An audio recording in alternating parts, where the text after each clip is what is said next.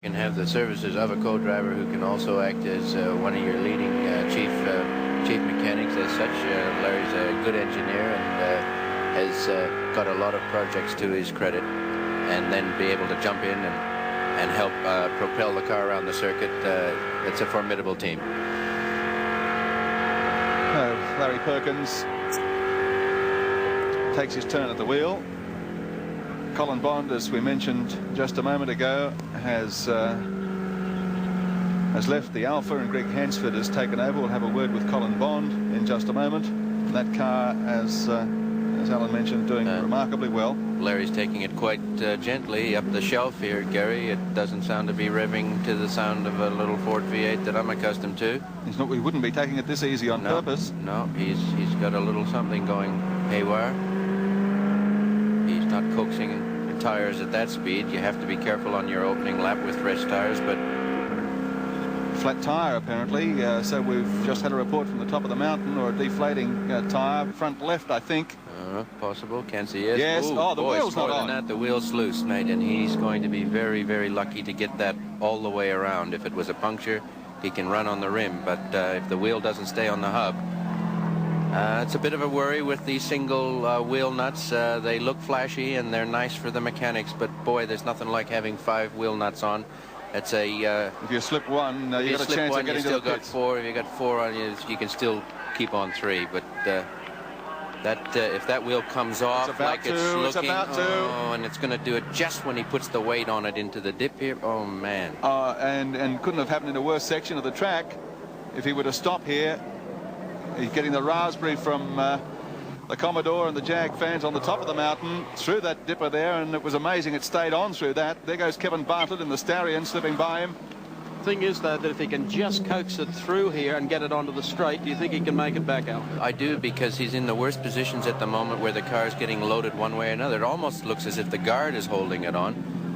Or there is some form of a safety mechanism that I'm not familiar with. Oh, that doesn't look too safe. It's not smoking at this stage, so it's not indicating that the tire's rubbing anywhere. He's going at a reasonable clip. I suppose you'd say that's about 20 miles an hour. I think he's got a chance. Certainly now, with no forces on the lateral forces on the car, he should be able to limp back, having got this far. The biggest problem he faces, perhaps, is the zigzag maze coming into the pits. Yes, well, I won't comment on those zigzags, Mike. I got dizzy the first time I went through. Well, Larry Perkins is at the wheel of the car, and obviously, Larry, you know what's wrong, and you're taking it very steady. I'm certainly taking it steady. I've got either a dead flat front tire or it's falling off or something. It's very loose, Larry. We've been able to see from the outside, and a couple of times it's looked as though it was about to part company, but it's just hanging in there. You'll need to be very careful through the pit entry lane. It certainly feels that way. I think the wheel is not on the drive dogs, and when I put the brake on, the brake stops, but the wheel keeps turning. Not really the best situation. Well, hang on to it, buddy, because you've got to get there before they can put another one on. You're not wrong there. Okay, Larry, I'll let you get back to some concentrating here. Okay. Larry Perkins taking it very, very gently indeed. This would spell the end of any chance for Dick Johnson if the wheel were to come off here. Oh, look at that wheel, almost buckling under the car. He's got a speed hump or 2 to negotiate in the pit lane as well. He might short circuit one of those, Gary, and take one on the left at least. Well, he's done a heck of a job getting that back down. He's given us the clue that the wheel didn't go into its little locking insert that is on the hub. As such, it's not quite... Oh, boy, that didn't take much.